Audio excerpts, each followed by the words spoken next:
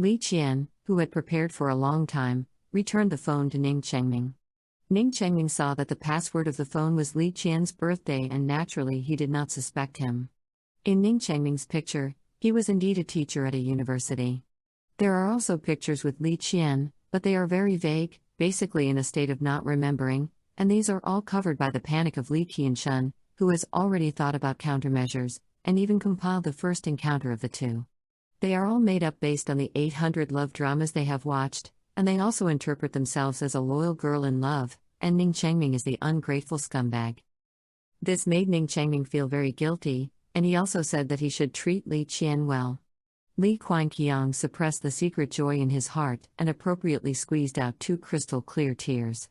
She is simply a follower of love, and Ning Chengming was the scum who broke up with her after the chaos and the end. He was ready when he couldn't squeeze the tears. Li Qian casually took eye drops and squeezed it up while Ning Chengming was not paying attention.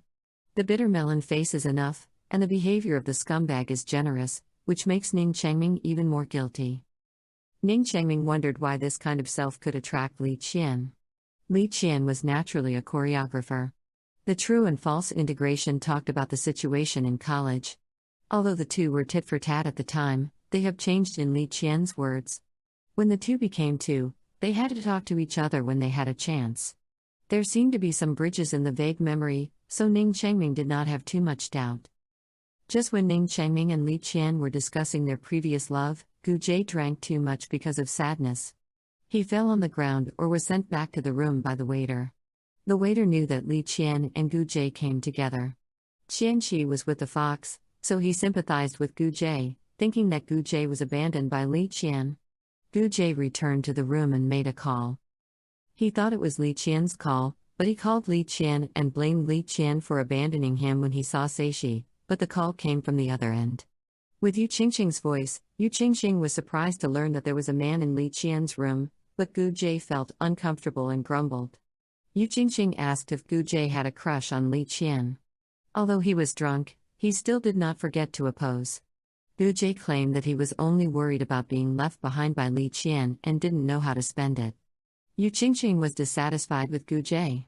Weaning. Cao Mei is the legal director of Ning Chengming's company. He and Maha went to plan the murder of Ning Chengming. However, Cao Mei didn't want to really hurt Ning Chengming's life.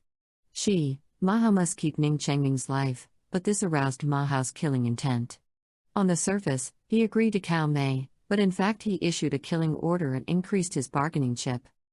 Li Qian talked about the love between two people in fantasy.